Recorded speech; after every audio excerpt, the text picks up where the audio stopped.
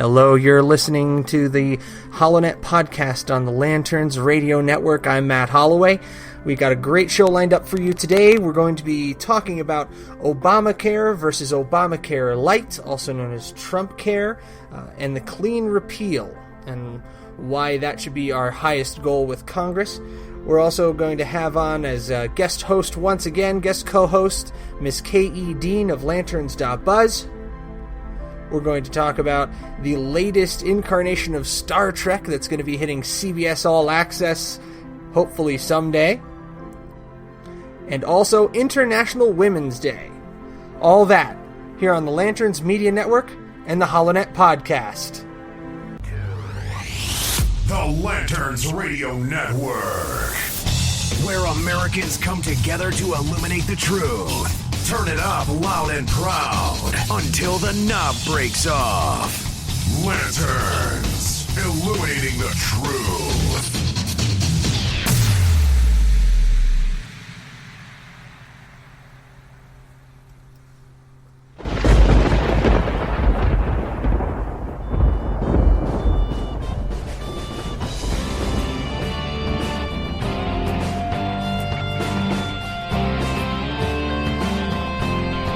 You're listening to the HoloNet on Lanterns Media Network. The millennial conservative resistance begins here.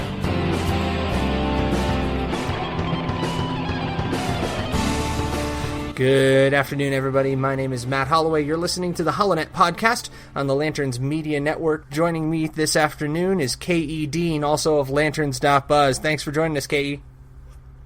Hello, Matt and HoloNet followers. It's great to be back. I think I'm just going to switch to calling you Dean from now on. It kind of rolls off the tongue a little bit better than K.E. I feel like I'm stumbling over it every time I say it. Whatever floats your boat, Matt. All right. Well, you know, it's one of those things, my show. I kind of get to decide what I call people as long as it's within reasonably good taste. Although, don't tell that to Dylan and Aaron, because I think they'll take that a little too far. My lips are sealed. So what we're going to start out with today is we're going to talk about Obamacare-lite, quote-unquote, and we're also going to discuss the clean repeal and why Congress just needs to keep the promise that they made to the American people so many times over the last 6 years now, Dean? It's just getting to the point where it's a little bit ridiculous. They're talking about what parts they want to keep. We don't want to keep any part of this. I believe Ted Cruz called it a nothing sandwich for the Obamacare-lite. Well, I'm going to go ahead and call original Obamacare a crap sandwich. And I don't think we want to keep a single bit of it. How about you? Exactly. I mean, for the Obamacare crap sandwich, the Republicans just trimmed off the crust. I mean, everything is still there. I have to give them some credit. They are trying to cut some taxes, trying to be fair on all sides here. But it's not a repeal. And it's not even a replacement. It's just renaming things and making it become Trump and Ryan's legacy rather than Obama's legacy. We're going from the Affordable Care Act, the ACA, aka Obamacare, to the American Health Care Act, the AHA, Trump Care or Obamacare-lite. And you're absolutely right that it's got a nice little tax cut built in there, but we're still talking about an individual mandate is what the insurance companies are pushing for. I don't know if that actually made it into the bill. We're talking about still keeping in the Medicaid expansion, which is a massive and ponderous expense, and this is following the Trump recipe, which is massive expenditure with absolutely no cause or case to actually pay for it. Exactly. With the mandate, it did stay in the bill, except in this bill's wording and the Republicans' wording, it won't be enforced. But it's still there. So, I mean, you're still biting the butts of the consumers, which is the patient. We hired these congressmen, these senators, over and over again on the promise of full repeal. We hired Trump on the promise of a full repeal and some conservative judges in the Supreme Court. He delivered on Gorsuch. Let's deliver on Obamacare. Absolutely right. Now, one other thing that I did want to point out that this plan seems to coalesce and form into and I'm going to get into some weird decision-making theory here, and I think we've talked about the Overton window before. This seems to be coalescing into the case for exactly the opposite of what President Trump has described so far. President Trump has described that the best political thing he and his administration and the Congress could do would be to leave Obamacare where it is in order to collapse under its own weight and thus be the dying legacy of the Democratic Party. However, taking this Affordable Care Act and revamping it, so to speak, into the current plan from the House makes it the Republican legacy. So when it does eventually fail, and it will, this plan will do nothing to decrease premiums and to increase membership, so it will collapse. It's just a question of how long it takes. The Republican Party will then own that collapse. So if you look at the Affordable Care Act as a Trojan horse towards the single-payer system, all they've done is change the paint job. Exactly. And it just goes to show that progressives are on both sides of the aisle, and progressives want big government. This whole story that Republicans are for small government is complete BS.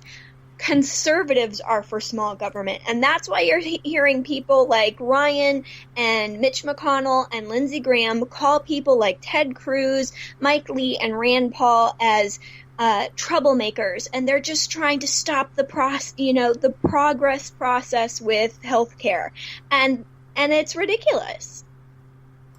It absolutely is, and I actually have a cut here from Senator Rand Paul, which we're going to go to. Senator Rand Paul was on Morning Joe on MSNBC. Bless his heart, that's a brave man walking into that lion's den.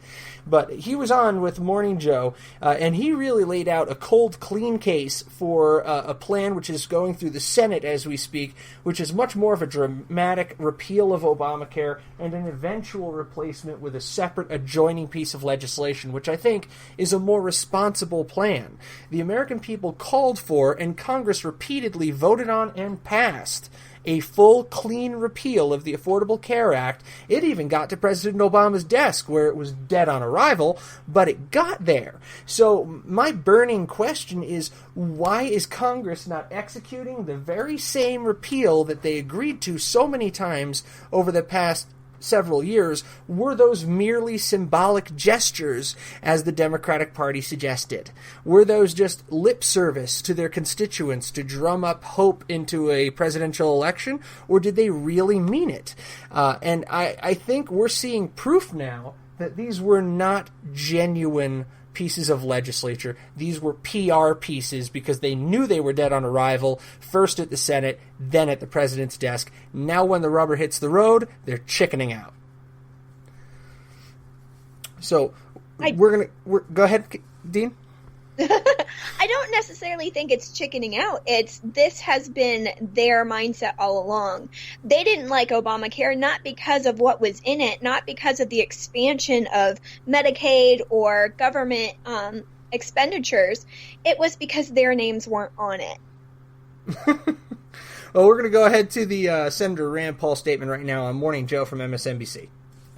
Well, our plan is different. The House plan is Obamacare-lite, keeps subsidies, keeps taxes, actually keeps an individual mandate, and bails out the insurance companies. My plan will utilize freedom and competition. We would get rid of all the mandates so inexpensive insurance can be sold. We would allow health savings accounts to expand. Every Republican agrees with that. Now, those two things right there that Senator Rand Paul said, now Dean can't hear this necessarily, but he just said his plan gets rid of the individual mandate and also massively expands HSA, which is something every Republican can agree on. What do you say on that, Dean? I mean, I'm right there. I have an HSA, and I swear by our HSA. It's been the best thing to happen to my family's health care ever since my fantastic plan got ripped away by the Affordable Care Act when it passed. Oh, I agree. Healthcare savings accounts give you and your employer freedom to put money into it for your own personal care, and it can travel with you.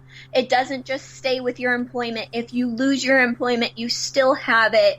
This is a really smart thing for anybody to get behind. And if you don't know the difference between an FSA, which is a flexible spending account, and an HSA, a flexible spending account actually gets yanked by the IRS if you don't actually use it all. So that's something that, some progressives have also been saying needs to be implemented here. But the Republicans, at least in the Senate, who are working together with Rand Paul and Mike Lee, have gone with the higher road that gives the consumer more control. We're going to go back to Rand Paul now, let him finish his thought. And we do something that nobody else is talking about in any of these bills. We let individuals join a group or join an association to get cheaper price and guaranteed issue through the marketplace, not through a mandate. One of the things that people are not talking enough about is every insurance executive told us if you keep guaranteed issue without the individual mandate, they will continue to hemorrhage hundreds of millions of dollars. That's why the House Leadership Plan has an insurance company bailout built into it, because it doesn't work. You can't have guaranteed issue and no individual mandate. That's why Obamacare put it in there. So what you have... So what Senator Rand Paul just said is the big problem with the House plan is that it has guaranteed issue of health care, and it has an individual mandate that it's not going to enforce. And the insurance companies have come to Congress and said, if you have guaranteed issue without the individual mandate, we're going to hemorrhage billions of dollars. We're going to bleed out here as a business. It's not sustainable. So the Paul Ryan solution was to build in a bailout for the insurance companies. You believe that? Oh my goodness. This is just everything that they have promised. They're doing the exact opposite now. They promised to protect the patient. Who are they protecting? The healthcare lobbyists. This is a sweetheart deal for Cigna and for UHC and for Blue Cross Blue Shield. I mean, if I was a stockholder, I'd be doubling down right now if I thought this thing was going to pass. But there is light at the end of the tunnel. Yes, indeed there is. Because breaking on lanterns.buzz, I don't know why I keep saying .com. Chris is going to kill me for mussing up the branding. There actually is a story that came out not too long ago, is that, quote, hashtag RhinoCare doesn't have the votes. Which was actually reviewed by Chris Pillier on his show, The Battlefield. If you get a chance to listen to him, he puts out a great show as well. But according to the Freedom Caucus, they do not have the votes necessary to carry this through. And you can only hope that's true. The Freedom Caucus is literally our heroes of the moment. They are making sure the people understand what is in this bill. It is Obamacare dressed up. It might be cut along the edges, but that's all it is. Rand Paul has made it very clear that what we need to do is repeal it and then do a replacement bill separate, because no one's going to agree on everything that needs to be replaced. But we can all agree on getting rid of Obamacare. Just repeal it. No question about that at all, Dean. Now, real quick, I just want to make sure I give credit where credit is due on this article. This was actually, it was penned by Chris Pillier, but it reports that Lanterns team member Lynn O'Leary contacted the chairman of the Conservative Freedom Caucus, Mark Meadows, and confirmed that Paul Ryan does not have the votes in the House to pass his Obamacare replacement bill. I'm going to put the whole article into the show notes, so you can feel free to check it out there. But the breakdown is this. There are 237 total, and they need to reach 218 votes to pass, and their members number 30 to 40 in the caucus. Now, they haven't taken an official vote yet, but Mark Meadows says it will not pass. As far as the Freedom Caucus is concerned, this one is dead on the table. Which is good for the patient. Good for the patient and good for the country. Now, we're going to roll to a break real fast, Dean, so stay with me. We'll be back with a little bit more here on the Not-So-Affordable Care Act and Obamacare-lite. You're listening to the HoloNet podcast on the Lanterns Media Network. We'll be right back. Stick around.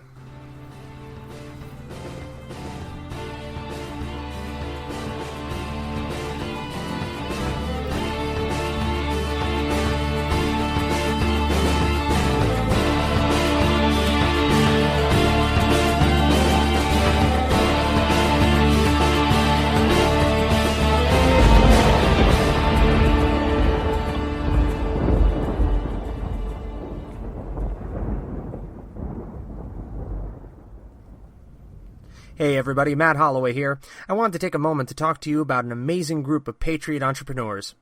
Hot Pants LLC of Arizona is a welding, fabrication, and metallurgy company specializing in display weaponry and shields.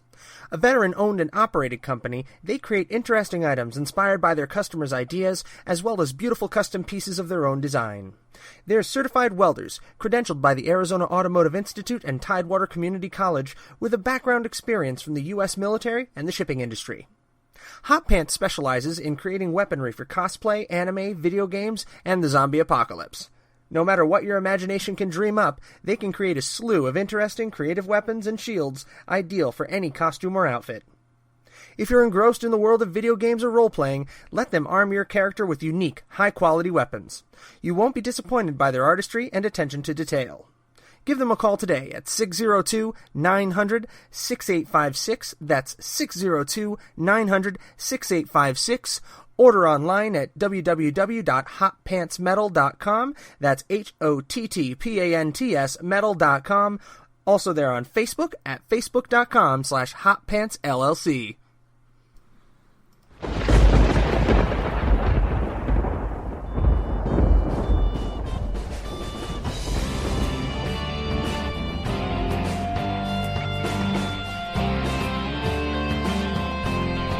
You're listening to the HoloNet on Lanterns Media Network. The millennial conservative resistance begins here.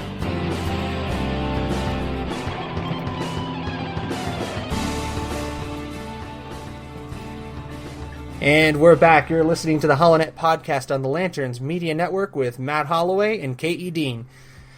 Dean, thanks for sticking around. No problem, Matt. I have too much fun here. Well, I hope the listeners are having just as much fun with it.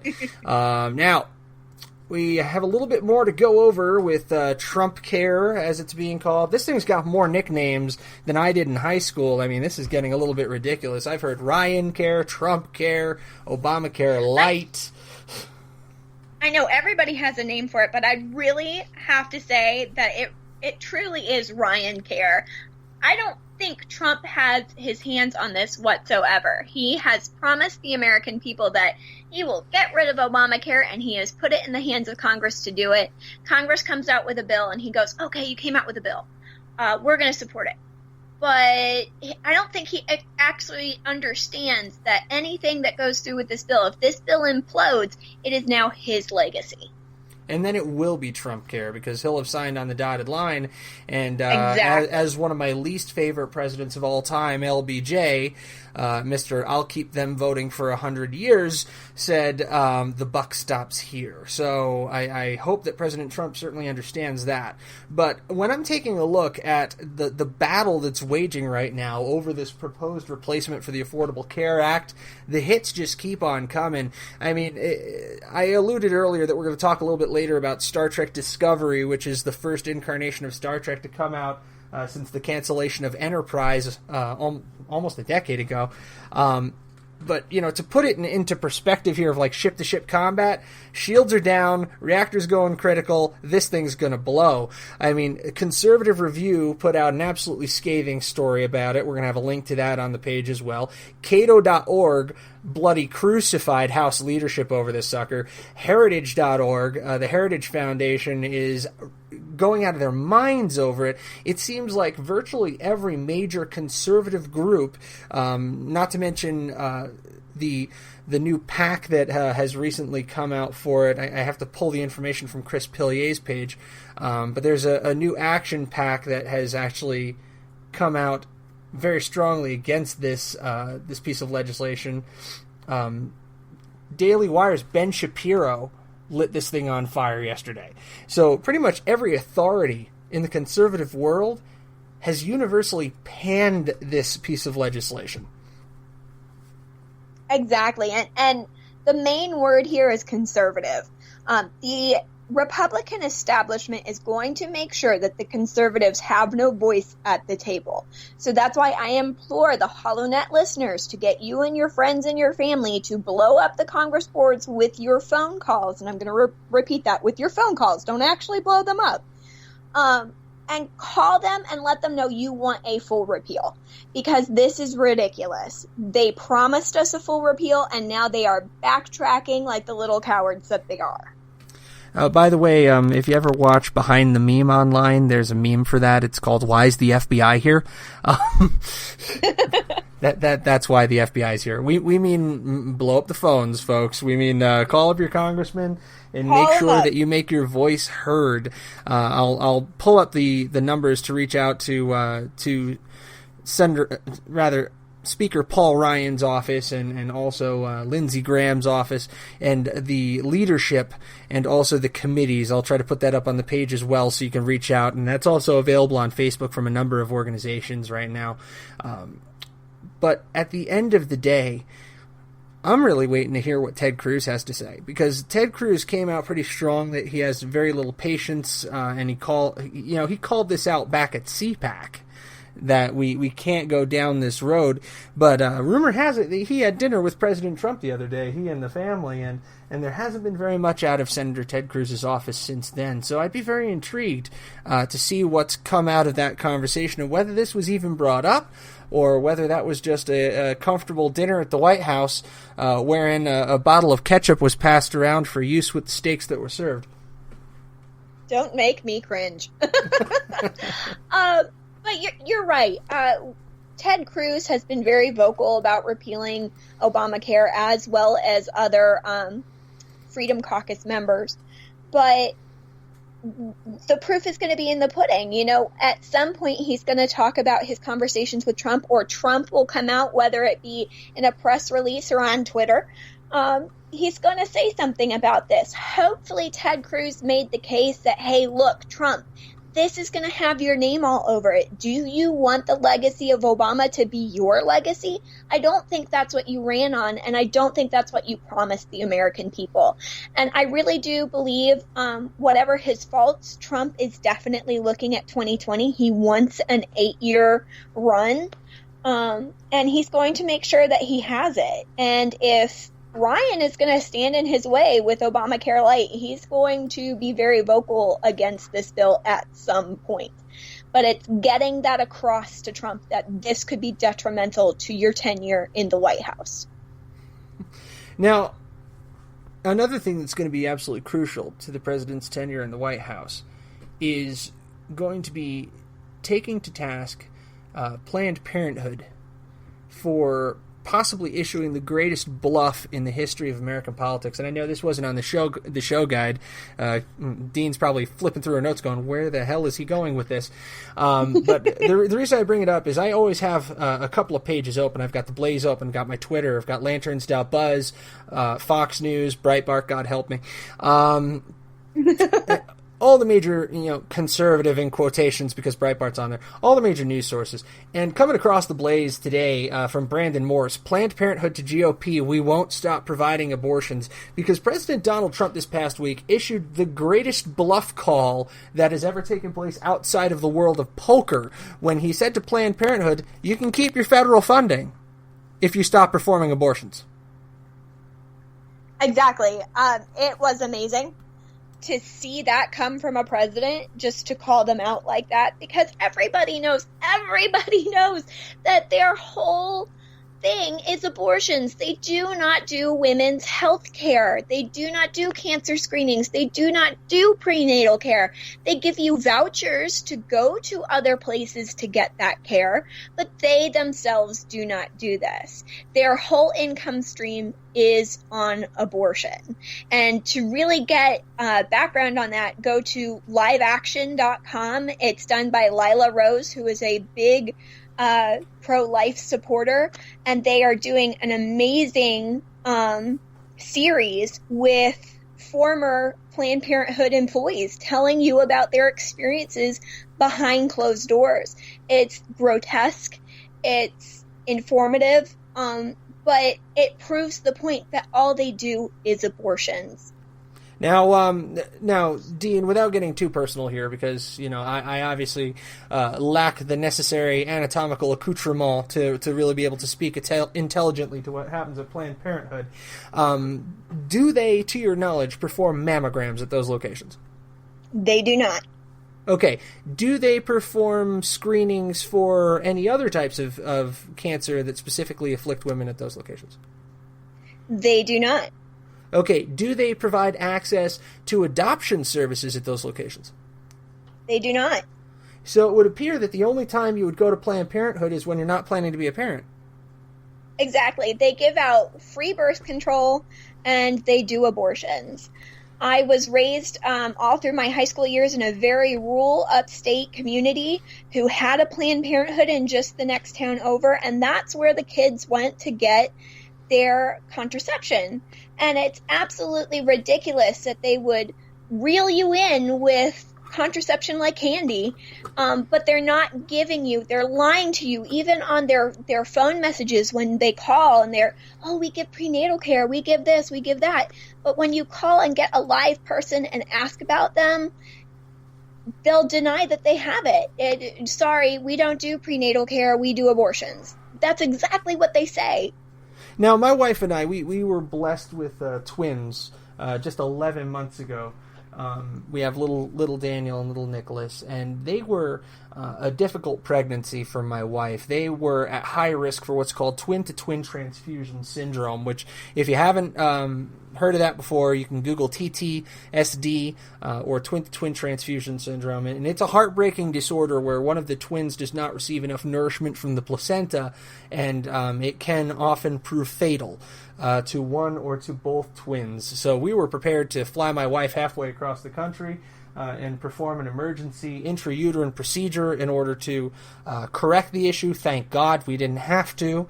But still, nonetheless, because we had a scare for it, we were on the hook for several $1,000s of advanced prenatal care that required us to go to a special prenatal clinic, a special clinic that just specializes in these high-risk ultrasounds, and actually deal with a prenatologist who's a specialist in this field. And I can assure you that never on our radar of the services that were available to us, and there were many, there's assistance we've received from the state of Arizona in this regard, and from Maricopa County, where we live, through programs that they have for these high-risk pregnancies. And the twins are doing great, by the way. But through all of this, Planned Parenthood never even appeared on the radar. I will say there was a Planned Parenthood about a block and a half away from this facility, and we accidentally turned into the driveway to do a U-turn while we were on the way to an appointment. And we had a bunch of protesters yelling at us, "Don't do it, don't do it." And then when I whipped the K-turn, because that's the whole reason I pulled into that driveway apron to begin with, and pulled away, they all cheered, so I figured I'll just let them have it. I was just popping a K-turn because I missed the driveway for the prenatologist. But I figured, hey, it makes them happy, God bless them. But I can assure you, having gone through this with my own family, needing advanced prenatal care, Planned Parenthood wasn't even out there for even the basic prenatal care that's required.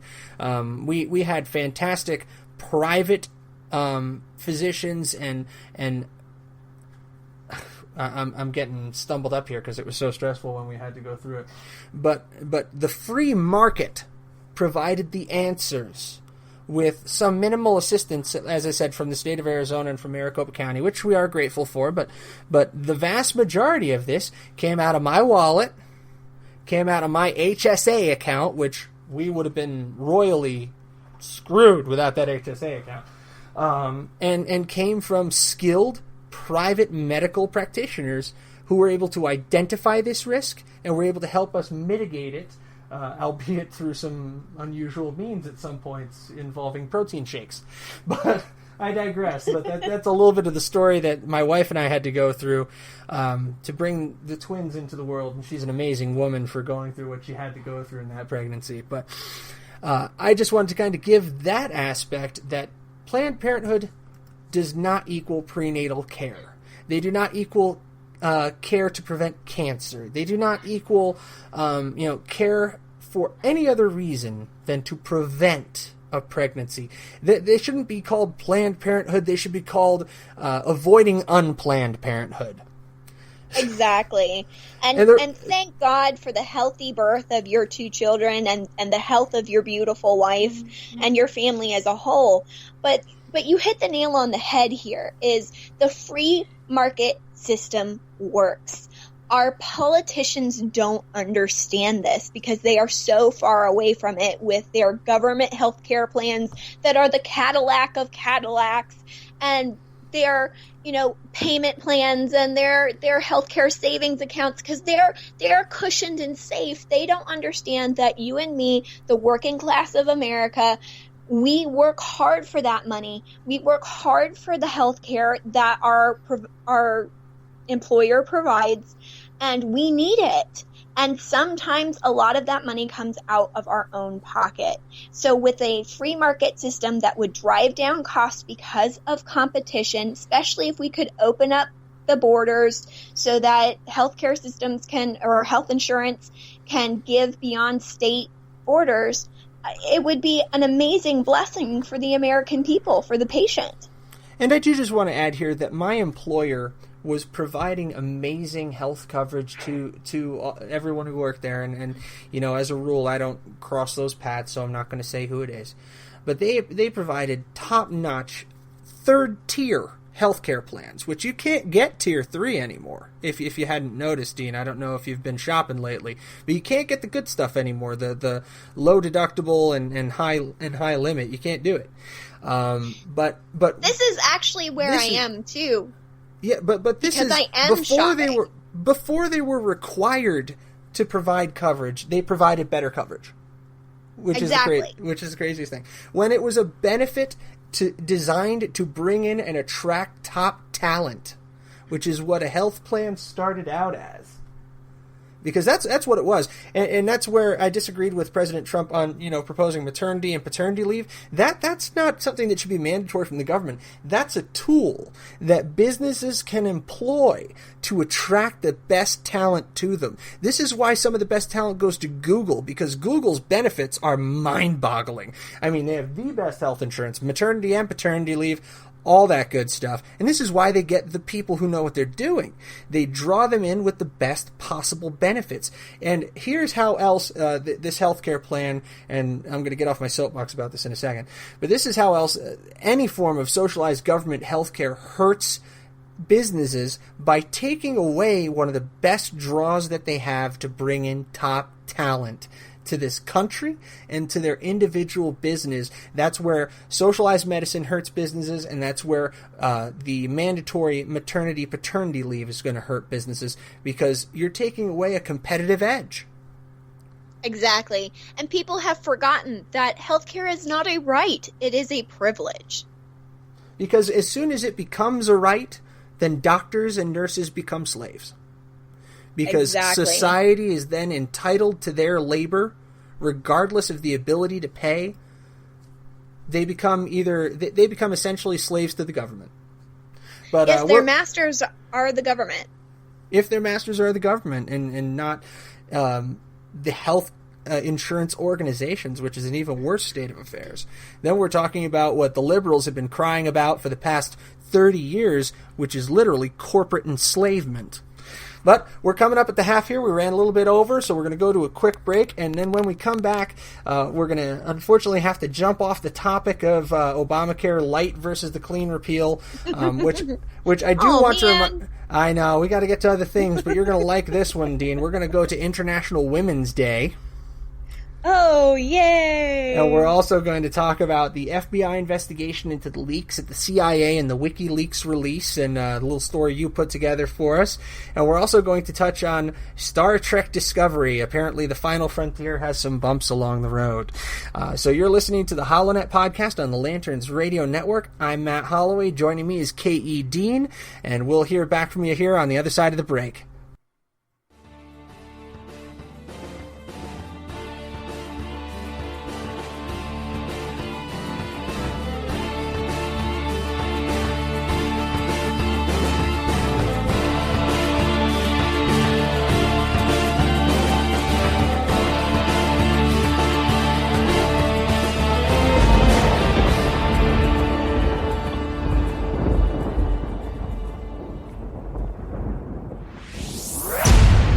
You are listening to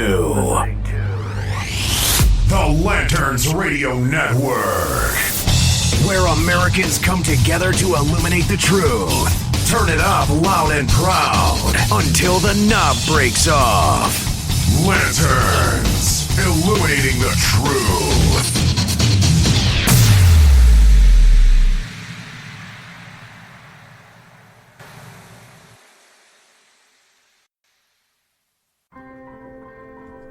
Hey everyone, this is Matt Holloway, and I hope you're enjoying our podcast so far. It's been exciting putting this together for you, and I'm looking forward to many more to come.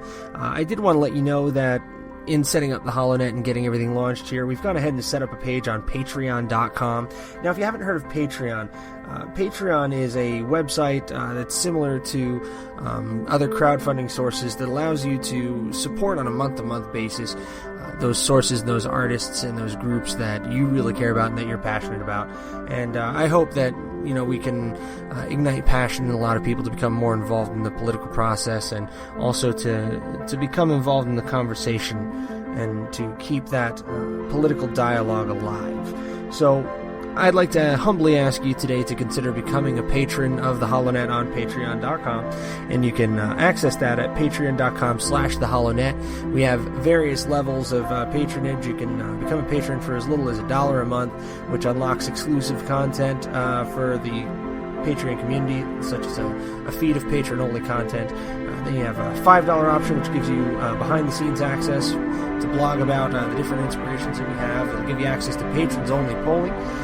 And then we have a $10 option, which gives you a signed digital poster plus everything else. $20 option, which gives you name in the credits on the site, and all other rewards. And we even have a segment sponsor package available on Patreon, which is $125 a month, which entitles you and your business to a 60-second ad as a segment sponsor during the podcast, of course, subject to content approval. So if you would like to become a patron of the HoloNet, we would be greatly thankful to you, and it's going to go toward a solid cause of generating this sort of millennial constitutional conservative content that is so lacking in our media today. So thank you for your time, for your consideration, and for being a part of the HoloNet. Here we hold the line against the night, and the millennial conservative resistance begins here.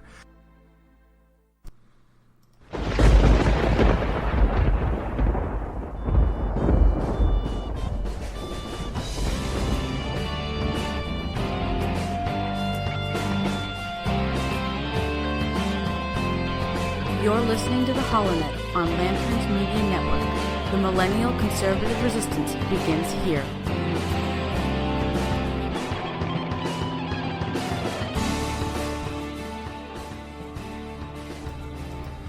And we're back. You're listening to the HoloNet podcast on the Lanterns Radio Network. I'm Matt Holloway. Joining me once again, Miss K.E. Dean, journalist and writer extraordinaire from Lanterns.buzz, also on thelabelist.com. Sorry, I didn't plug your website before, Dean.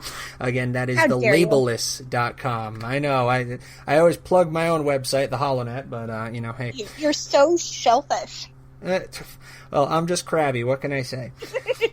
But we're going to go with International Women's Day, Dean. Now, hey, did you take the day off for International Women's Day? Oh, I totally took the day off. I mean, I wrote 2 articles for Lanterns, an article for the Labelist. I cleaned up around my house. I took care of my family. I'm so chill. I'm so lazy. Oh, new article up on the Labelist. I'm going to have to check that out. But I put up on the HoloNet, I made sure I dropped a little message on there for anybody who has a doubt about the kind of women who we should be celebrating on International Women's Day. And it's an excellent meme that was online. It's a pair of women in combat fatigues standing side by side. I believe they're of the Israeli Defense Force, if I'm reading the patches correctly. Actually, they're both American. I take that back. Looks like one's Army, one's possibly a Marine. And I said, these are the kind of mighty women that International Women's Day should be about, not about the meaningless demonstrations and protests that actually resulted in at least one school in Virginia being closed. So how's that for International Women's Day when you have a school closure due to a lack of educators being in the building because they all took off for International Women's Day? Think for a second about the single mothers that are out there in that Virginia town. I grew up raised by a single mother. My mom, Donna, incredible lady. She actually worked 4 jobs at the same time for over 5 years. She would, and I'm not kidding you here, okay? She worked for HUD. She worked for the local housing authority, helping run Section 8, which is another nightmare. This is where I became a conservative, by the way, is watching this crap. She worked for HUD Section 8. Then when she came home from working for HUD Section 8, she would inhale some dinner, sleep for like an hour, then she would go tend bar until 2 in the morning. Then she would go kick carpet and hang drywall after her shift at the bar. In the morning, she'd wait tables, and then she'd go back to work at the housing authority. And you know what that is, Matt? That is an empowered woman doing what she needs to do for her family. So on International Women's Day, I celebrate my mother, Donna, because that woman put it all on her shoulders, and she fought for our family. And it wasn't until my sister and I were old enough to get jobs when we were both 17 and it wouldn't affect our grades that she finally backed off and she quit 2 of them. And man, I'm telling you, I saw the age come off her face when she did that. And for International Women's Day, a group of women that are being forgotten are like my wife Amy, the stay-at-home mothers who really take the hardest role in any relationship, staying home and taking care of the children and Exactly. bringing them up and raising them the way that they should. Now, like I said, I've got the 2 extremes here. I've got the mother who was a complete and total workaholic for like 5 years, and I have my wife who is a stay-at-home mother, and both are highly respectable, and both can be honored. But by having working women stay home from work that day in order to demonstrate how vital women are to the workplace, we don't need that to know how important women are in the world. And especially, it's such a slap in the face to stay-at-home moms, because these women took a paid leave day, a day off to protest. Excuse me, you're getting paid for it. So there's no real consequences for you. There's no real hardship for you to stand up for something if you're getting paid for it. It's not like they ate a day's pay. Exactly. I mean, where's the passion? Where's the support? If you're going to stand up for something, do it at the cost of yourself. I mean, if Mrs. Holloway wants to take a day paid leave, I got to send her to a spa and I got to take off work. I mean, that's how that works, because she gets no breaks, she gets no vacations from 3 screaming little boys. So I mean, how are the women who didn't go to work that day honoring women like Amy and women like my mother Donna, who was at work that day, by the way? She was hard at work that day. And it just irks me so bad that in this school in Virginia, mothers who wouldn't have ordinarily taken off work were forced to in order to stay home and care for their children who couldn't go to school that day because too many of their teachers took this day off. Exactly. And those mothers probably lost a day of pay. That is for sure. Especially if they had to take off at the last moment and use a sick day, or, these are single working mothers, possibly. Maybe it's a 2-parent home with the mother and father working, or mother and mother, whatever your choice is. And it is. And now you're forcing a parent to take a day off to take care of their children, or have to scramble to find daycare, which is a huge expense now. And you got to watch out, because if you don't do either of those, CPS will come get you. Exactly. And I want to make a point of this with the schools closing. I believe that the school that you're talking about in Virginia was around the D.C. area, if I'm correct. Because there were schools in the D.C. area as well as in the New York City area that had to close. And it turns out in some of these schools, especially one in the D.C. area, only 20% of the faculty took that day off. Yet the school still closed, stating that they weren't making a political statement. Excuse me, you had 80% of your faculty there. Why couldn't you still hold classes? And where are the substitute teachers throughout all of this? I mean, I don't know if you know anyone personally who's worked as a substitute teacher in the past, but they wait beside that phone hungrily waiting for the opportunity to go to work. Some of them will come into the school building and sit on the bench in the administrator's office waiting to be put into the game, so to speak, very much like a sporting event.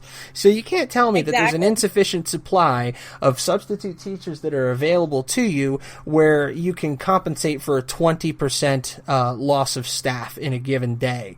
I mean, tell the football coach to take off the whistle and go take care of health class.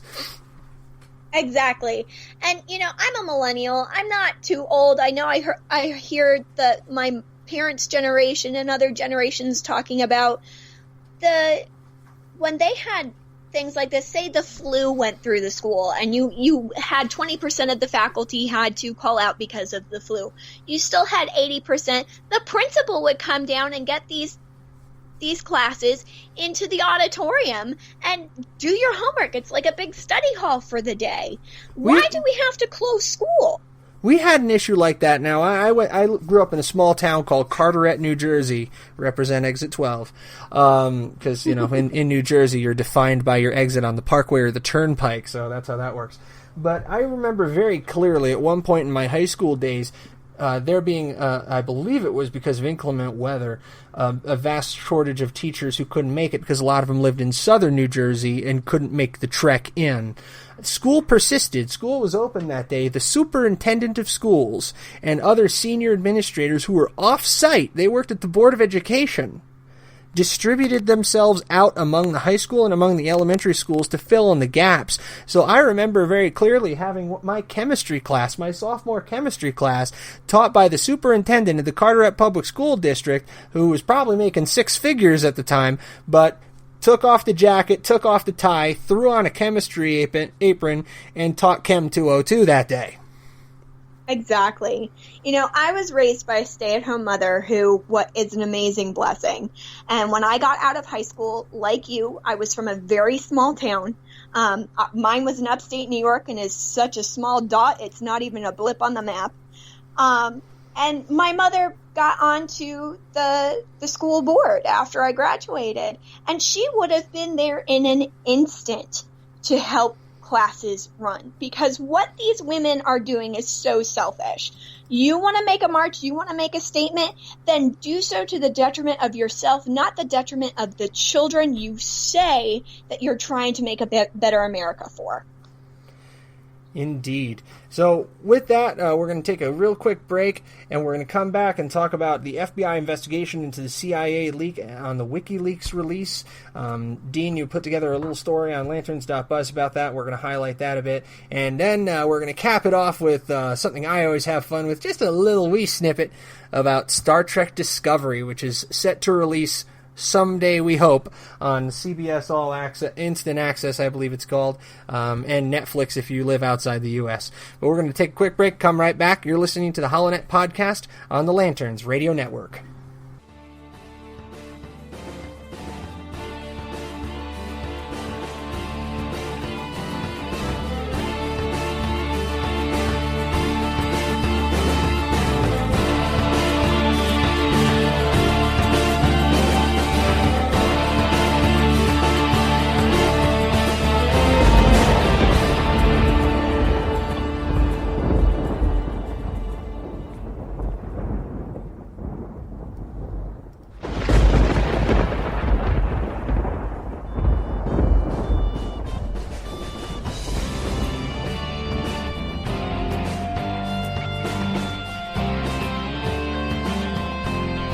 You're listening to the HoloNet on Lanterns Media Network. The millennial conservative resistance begins here.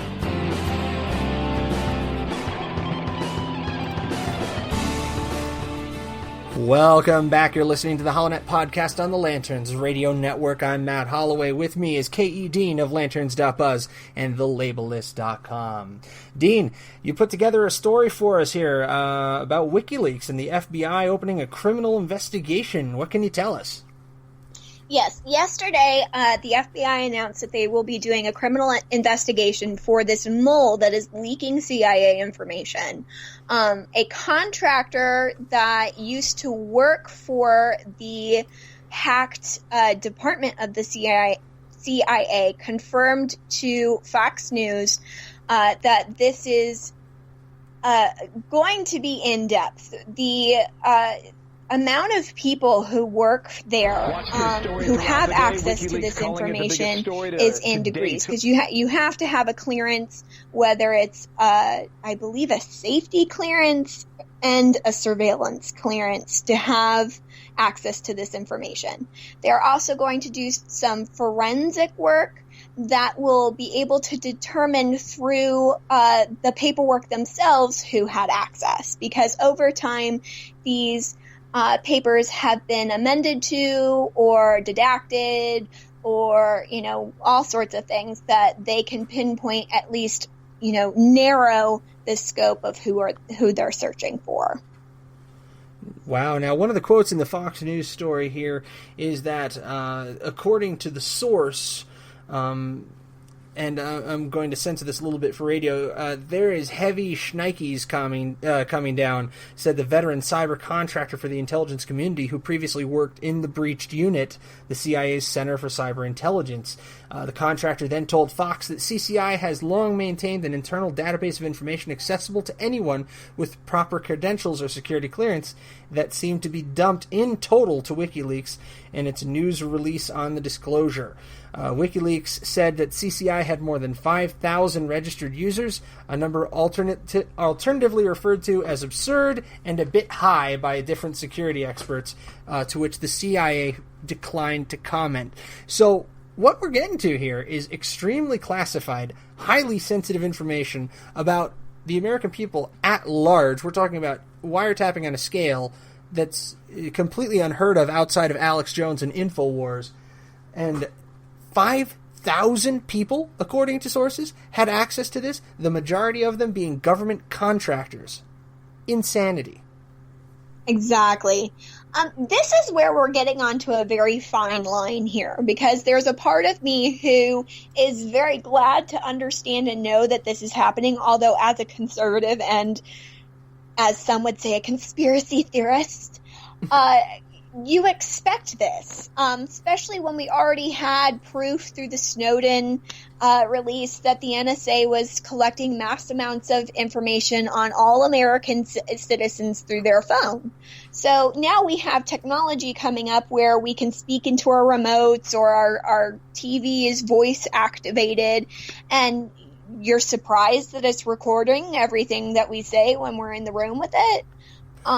This is why I don't own a smart TV. But I think, Dean, we're probably going to have to cut it off right about there. I did promise I was going to get to the big news for Star Trek Discovery because I'm a nerd. But the cast members for Star Trek Discovery just recently added Jason Isaacs as the captain of the USS Discovery. So I'm really, really hoping that comes out. Jason Isaacs, a big favorite of mine from his roles in The Patriot and also throughout the Harry Potter franchise as Lucius Malfoy. So I'm excited to hear about that. Now, the release for Star Trek Discovery has been pushed back. It originally was supposed to be January, then they said May. Now they're saying either summer or fall 2017.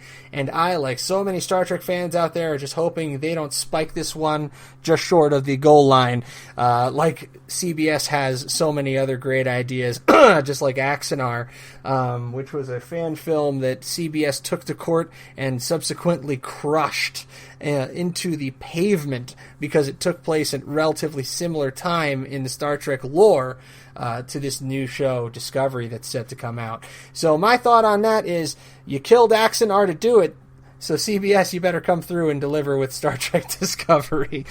But that's all the time that we have. We're running right up to the wire here on the HoloNet. I'm Matt Holloway. I want to thank my guest co-host, K.E. Dean, once again from lanterns.buzz and thelabelist.com. Thanks again, Dean, for coming on.